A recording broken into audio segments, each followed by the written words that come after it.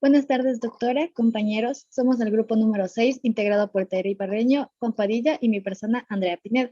Y vamos a hablar sobre la Corte Internacional de Justicia y sus aspectos más relevantes. Una disputa legal internacional corresponde al incumplimiento o falta por parte de algún país en un tema en específico, ya sea en concordancia a un tratado internacional o disposición legal que vulnere en sí un derecho humano que por ley debe ser garantizado, por lo que a razón de esta falta es necesario el establecimiento de mecanismos o medidas en función de dar una solución a la disputa legal internacional. Siguiente, por favor. Ya.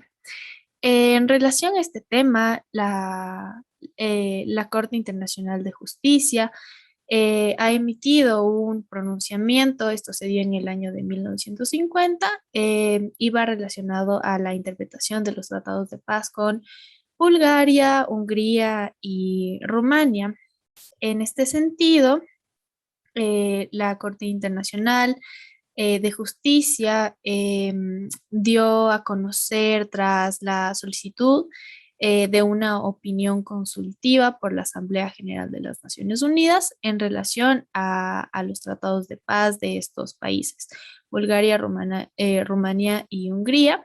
Eh, por 11 votos contra 3, la Corte resolvió que existían con esos países controversias sujetas a las disposiciones para el arreglo de las mismas, contenidas en los respectivos tratados y que los gobiernos de esos tres países estaban obligados a cumplir las cláusulas de los tratados relativas al arreglo de controversias, incluidas en particular la que les obligaba a designar sus representantes en las comisiones previstas en los tratados. Posteriormente, en abril de 1949, se planteó ante la Asamblea General la cuestión del respeto de los derechos humanos en Bulgaria y Hungría, y la Asamblea aprobó una resolución en la que expresaba su profunda inquietud por las graves acusaciones hechas contra los gobiernos de Bulgaria y Hungría a ese respecto.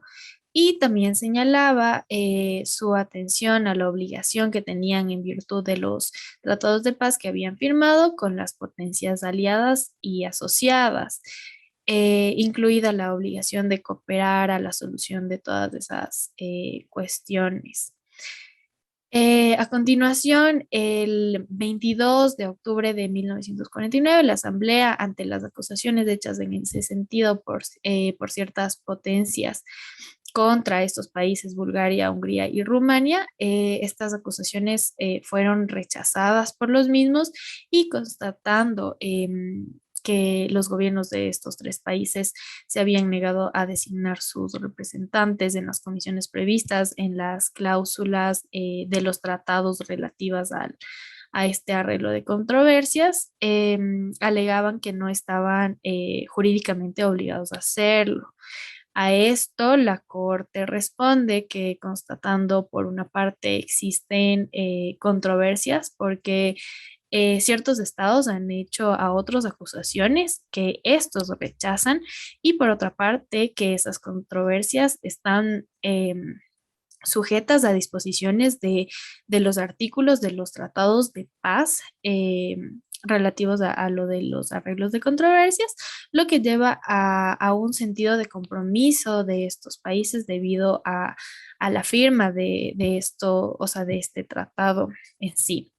En tal sentido, el sistema legal proporciona resoluciones para muchos tipos diferentes de disputas.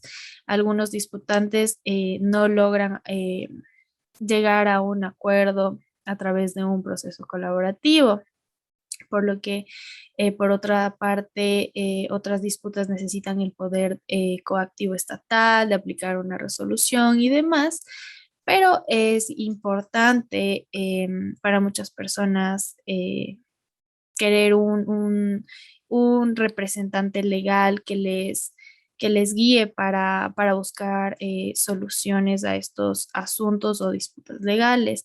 Esto es lo que vimos o sea, a lo que responde la Corte en este caso, que se debe exigir o esperar un cumplimiento por parte de estos países para que tomen las medidas necesarias al arreglo de estas disputas y de las controversias, siguiendo un mecanismo que en este caso fue el Tratado de Paz y por obligación, o sea, tenían que cumplir estos países. Esto fue relacionado ya con las disputas legales. Ahora sí, siguiente, por favor. Ya, el acceso a la corte. Ya, para el acceso a la corte tenemos dos sentidos, el automático y el condicionado.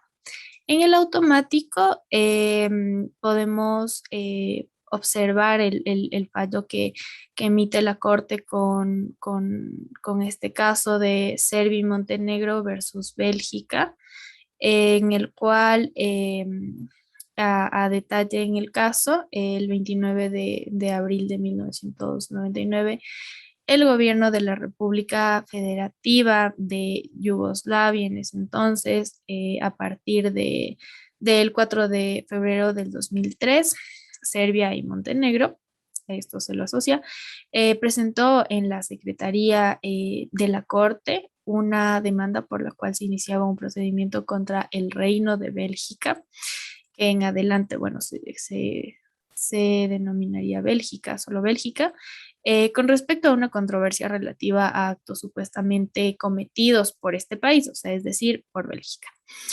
mediante los cuales demandan que violó su obligación internacional derivada a la prohibición del uso de la fuerza contra otro Estado, eh, la obligación de no intervenir en los asuntos internos de otro estado, también la obligación de no violar la soberanía de otro, la obligación de proteger a la población civil y a los objetos civiles en tiempo de guerra, la obligación de proteger el medio ambiente, la libre navegación de los ríos internacionales, los derechos humanos, libertades fundamentales, entre otras, que es lo que básicamente demanda mm, en, en, eh, en este caso la República Federativa de Yugoslavia.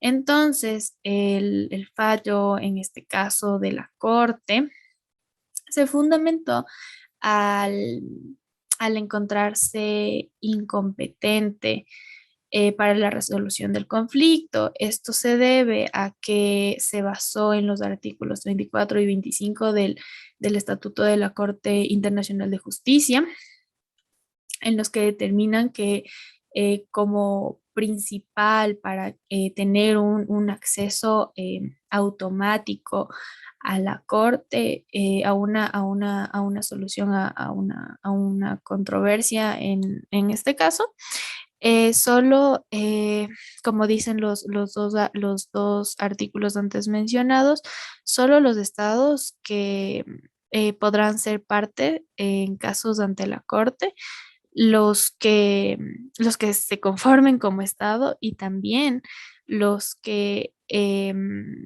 estados que sean parte o miembros de las Naciones Unidas. Em, en este caso, el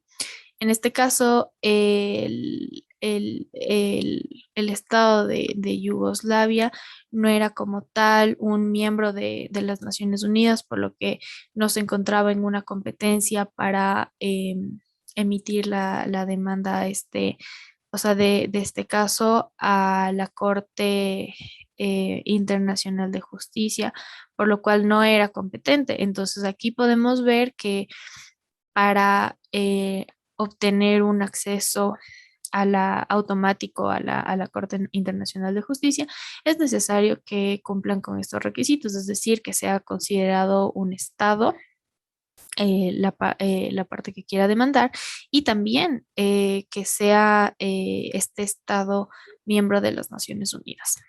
Ya, por otro lado tenemos el acceso condicionado. El acceso condicionado lo vemos representado en la resolución de las Naciones Unidas, la 91, el 11 de diciembre de 1946. En esta resolución, la Corte se pronuncia en favor a condiciones que deben cumplirse para que un Estado tenga acceso a la Corte, aún sin formar parte del estatuto que mencionamos anteriormente. Esto gira en torno a poner en manos del secretario general de las Naciones Unidas un instrumento firmado en nombre de su gobierno y ratificado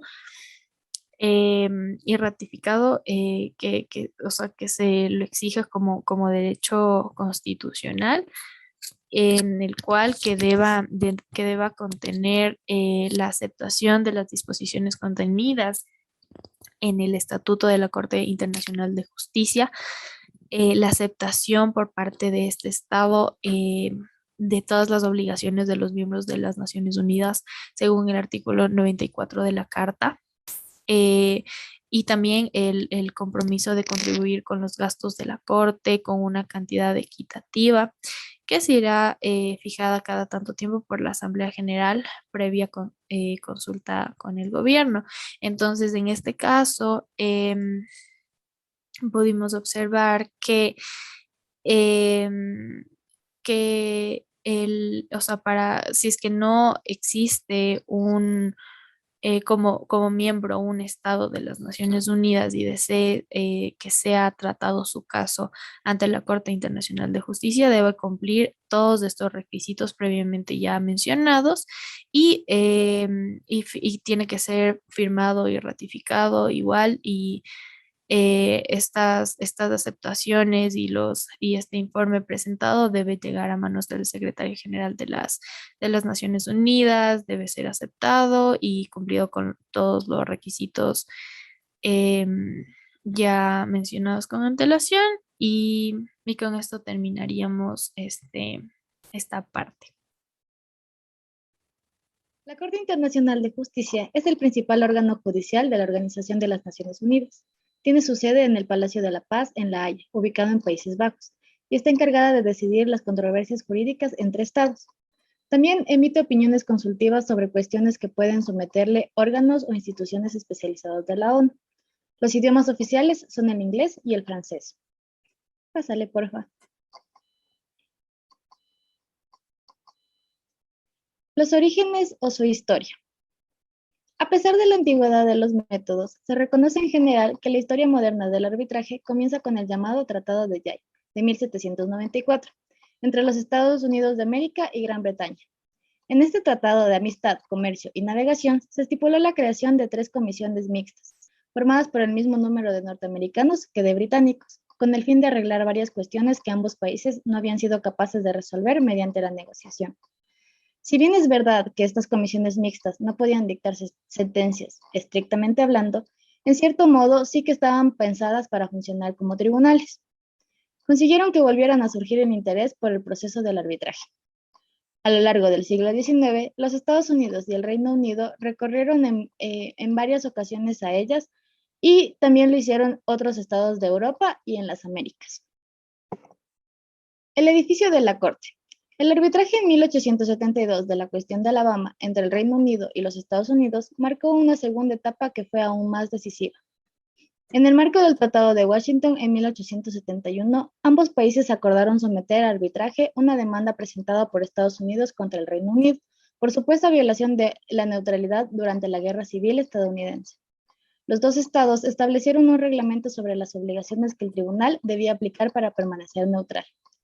Dicho tribunal estaba compuesto, previo acuerdo por parte de los dos países, por 5 miembros designados, respectivamente por los jefes de Estados Unidos, Reino Unido, Brasil, Italia y Suiza. El tribunal arbitral falló en contra de Gran Bretaña. haciéndole pagar una indemnización.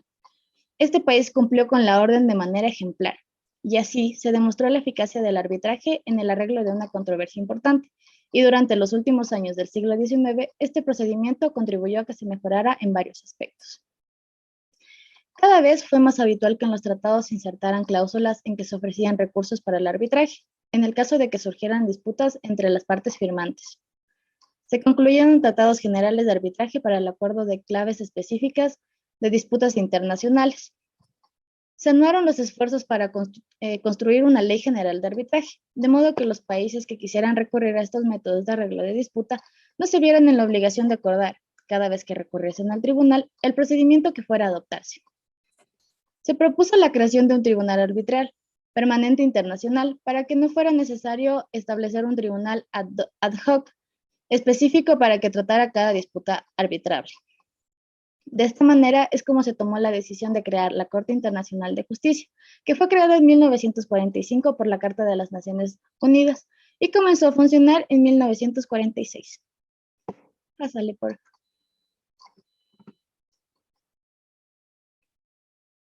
Sus funciones. Pásale. La Corte desempeña una doble misión: el arreglo de las controversias de orden jurídico entre los estados que los sean sometidos por estos, y la emisión de dictámenes consultivos sobre cuestiones jurídicas que las sometan los órganos o organismos de las Naciones Unidas. Tiene una doble misión que se traduce en dos tipos de procedimientos. El primero es el procedimiento contencioso, para el arreglo de controversias jurídicas que los estados sometan a su consideración. Solo los estados pueden recurrir a la Corte Internacional de Justicia y ser partes de este. Y además no está permitido a personas físicas y jurídicas ni a organizaciones internacionales formar parte de la misma. Las sentencias son vinculantes para las partes. Y el segundo procedimiento es el consultivo, el cual es para la emisión de dictámenes sobre cuestiones jurídicas planteadas por 5 órganos de la ONU y 16 organismos especializados del sistema de las Naciones Unidas, que son los únicos que pueden solicitarlo. Además, puede examinar y decidir sobre un asunto solo si los estados implicados han aceptado su competencia. Esto puede materializarse por 3 vías. Primera, por un acuerdo especial entre los estados para someter su controversia a la Corte Internacional de Justicia. Segunda, por una cláusula jurisdiccional de un tratado o convención que prevé aceptar la jurisdicción de la Corte en caso de que surja una controversia sobre la interpretación o aplicación del tratado en cuestión. Hay que recordar que en la actualidad hay más de 300 tratados o convenciones. Y tercero, por el efecto recíproco de declaraciones, por las que de conformidad con el estado de la Corte Internacional de Justicia, cada estado acepta la jurisdicción obligatoria de la Corte en caso de diferendo con otro estado, que también acepta tal obligación. De todos modos, parte de ellas expresan reservas para incluir ciertas categorías de controversias. El procedimiento contempla una fase escrita, con intercambio de alegatos entre las partes, y una fase oral, con audiencias en las que agentes y asesores presentan sus apreciaciones. Todo lo escrito o dicho deberá ser disponible en 2 idiomas oficiales, que como ya habíamos dicho es el francés y el inglés. Concluida la fase oral, la Corte Internacional de Justicia se reúne a puerta cerrada para deliberar, aunque la decisión debe darse definitivamente en audiencia pública. La sentencia es definitiva e inapelable, aunque en ciertos casos puede ser objeto de interpretación o de revisión, que sería posible si se descubriera un hecho desconocido para la Corte y que pudiera resultar decisivo. Cualquier estado que considere que la otra parte incumple un fallo de la Corte Internacional de Justicia puede presentar el asunto al Consejo de Seguridad, que puede hacer recomendaciones o imponer medidas para hacer efectiva la sentencia. Con la Corte Internacional de Justicia, conforme sus propios estatutos, la Corte consta de un cuerpo de magistrados independientes que se compone de personas que gozan de alta consideración moral y reúnan las condiciones suficientes para desempeñar las más altas funciones judiciales en sus respectivos países. Esta está compuesta de 15 miembros que cada uno tiene que ser de diferente nacionalidad, y estos son elegidos por el Consejo de Seguridad y la Asamblea General de las Naciones Unidas dentro de la nómina propuesta por grupos internacionales pertenecientes a la Corte Permanente de Arbitraje. Estos cumplen con su función por un periodo de 9 años y cada 3 años estos son cambiados a través de elecciones de al menos de 1/3 de estos magistrados, a los cuales los magistrados ya elegidos pueden ser sometidos nuevamente a una nueva elección. De igual forma, dentro de la organización interna de la Corte, cada 3 años se escoge un presidente, un vicepresidente y un secretario. Justamente dentro de la conformación de los magistrados existe cierta figura denominada los jueces ad hoc. Los jueces ad hoc son ciertos tipos de jueces que se pueden, en este modo, crear justamente para salas especializadas, que son aquellas del artículo 26 de los estatutos, que son aquellas salas específicas que componen la Corte, que se forman por 3 o más magistrados para categorías determinadas de negocios, como son los litigios de trabajo, tránsito y comunicaciones. Y las salas anuales, que se componen de 5 magistrados que cumplen la función, según el artículo 29, de acelerar este proceso de calificación de las causas. Justamente, ¿qué es un juez ad hoc? Los jueces ad hoc son magistrados de la misma nacionalidad de cada parte litigante. Es decir, existen ciertas reglas para cómo se pueden aplicar estos jueces. Si dentro de los magistrados que conocen una causa hay uno de la nacionalidad de las partes, cualquier otra de las partes puede designar a una persona para que también tome asiento en calidad de magistrado, preferiblemente sobre las disposiciones de elección de magistrados que establece la Corte. En caso de que no exista de igual forma magistrados de la nacionalidad de las partes que están litigando, cada uno puede designar que se elija un magistrado de su nacionalidad conforme los requisitos que se establecen en el artículo 2 de los estatutos. Ahora, ¿cómo funge la Corte a relación de independencia y su jurisdicción? Consideramos que es bastante importante analizar la independencia de la Corte justamente con su jurisdicción contenciosa, que es la facultad de la Corte para emitir sentencias. Para esto debemos partir de la idea de que la Corte únicamente tiene competencia y conocimiento sobre aquellos problemas que han sido puestos a conocimiento de esta por parte de los estados. De esto surge que cada decisión que tome la Corte cree vinculatoriedad y sean obligatorios para las partes litigantes únicamente sobre el caso que ha sido decidido. A esto radica la independencia de la Corte, puesto que ésta funge como un órgano completamente independiente que es regido bajo las Naciones Unidas, puesto que se constituyó bajo la Carta de Fundación de las Naciones Unidas, y justamente establece este principio dentro de la Carta de que cada Estado miembro se compromete a cumplir con las decisiones de la Corte Internacional en los litigios que estos en parte, específicamente en el artículo 94 de esta Carta. Ahora, ¿cómo funcionan los recursos dentro de esta Corte? ¿Cómo funcionan las sentencias? Los fallos que emite la Corte son definitivos y no se pueden apelar. Únicamente existe el recurso de aclaración respecto al sentido y al alcance del fallo. Y existe un caso excepcional que es si se da la circunstancia de que exista el descubrimiento de un hecho cuya naturaleza puede ser un factor decisivo dentro de la decisión de la causa, existe cierto recurso de revisión. Ahora, para comprender sobre la facultad y poder de la Corte, podemos analizar la sentencia emitida por la Corte 2003 en un caso referente a Malasia y Singapur. Este problema radica principalmente en la disputa por parte de estos países respecto a estos 3 accidentes marítimos sobre quién radica la soberanía en cada uno de ellos. Estos 3 accidentes son Pedra Branca, que es una isla de granitos donde existe el faro de Horsburgh, que es un faro construido por los ingleses. La zona de rocas medias, que son unas rocas justamente que se encuentran aquí dentro del estrecho de Singapur, que se encuentran permanentemente sobre el agua, y el saliente sur, que es una elevación a nivel de marea baja.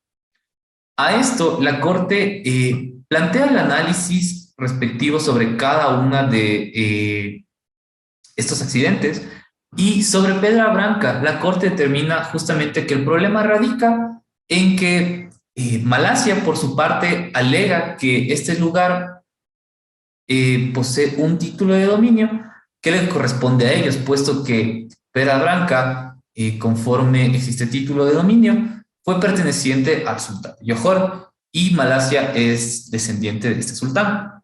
Mientras que por otro lado, Singapur afirma que aquella isla siempre fue Terra Nullius y que fue cerca del año 1800 cuando el Reino Unido tomó la posesión de esta para proceder a construir un faro.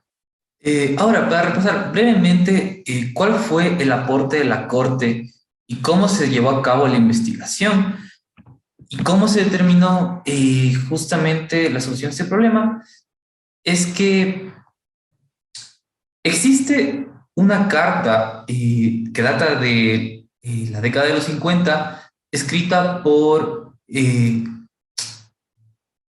consejero británico de justamente el sultán, en el cual se pregunta sobre en quién reside la propiedad dentro justamente de esta isla, a lo cual el sultán no menciona y no afirma que esta isla sea propiedad de él.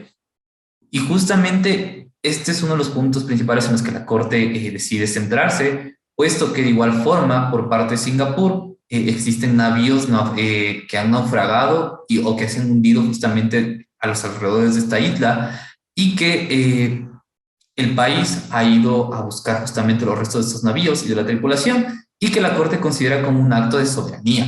Por lo cual, la Corte a la final decide determinar que justamente, dado este antecedente de la Carta, la soberanía ha pasado justamente a ser parte de Singapur. Por otra parte, sobre la zona de rocas medias y el saliente sur, la Corte determina que no existe justamente el mismo presidente que en Perla Blanca y que claramente el sultán reclamaba la propiedad sobre, al menos sobre la zona de rocas medias, por la cual ellos deciden que sigue siendo parte de Malasia. Y por otro lado, el saliente, justamente la Corte menciona que esta elevación se encuentra justo por encima de aguas territoriales generados entre los dos territorios y que no existe una limitación sobre el área de estas aguas, por lo cual deciden que el saliente pertenezca al estado sobre cuyas aguas territoriales reside. Y finalmente, hablamos de la jurisdicción consultiva de la Corte. La Corte tiene la facultad de pedir opiniones consultivas sobre cualquier cuestión jurídica a petición de Estado o de organismo autorizada por la Carta de la ONU o a sus disposiciones.